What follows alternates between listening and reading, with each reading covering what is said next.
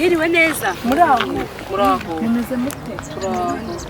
turabona muvuye kuvoma sha twishimiye kuhagarika twifuje nyine hari igikorwa dute cya live recording ariko se ntimuri kuvunika mwaba muteho gato kuko biramara kanya tubabwire inkuru y'igiterane cyacu korana abakundwa na Yesu dufite igiterane mu kwa 12 kuri 22 z'ukwa 12 kizabera muri Dove Hotel twifuza kubasanga icyo gikorwa mukazitabira ikindi kuri izo tariki kizatangira kwagera ni saa 7 gutangira ni saa 8 akarusho noneho kari kwinjira n'ubu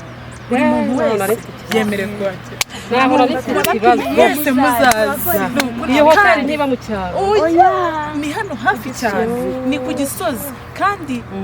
egeranye na kaminuza y'Iyerika birateganye iyo korali irazwi cyane iyo korali nabakundwa na Yesu akarusho baririmba bakundwa na Yesu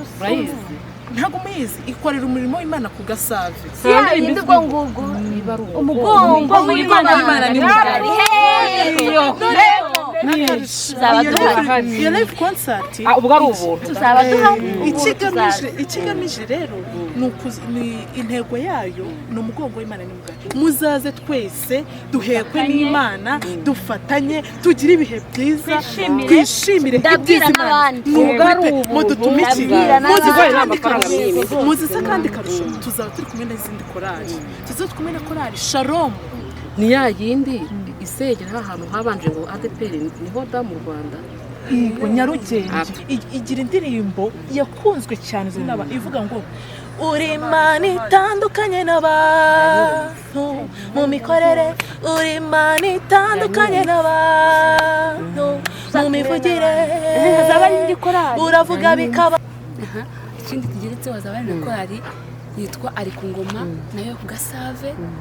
nayizi kuririmba neza na worship team yaho izabihari ndabararitse rero inshuti zacu muzaze mudutumikire no kuri bagenzi banyu ntiyazagira ubura azabe kwinjira n'ubu nicyo cyaza nabo bafite muzaze tubane n'Imana amafaranga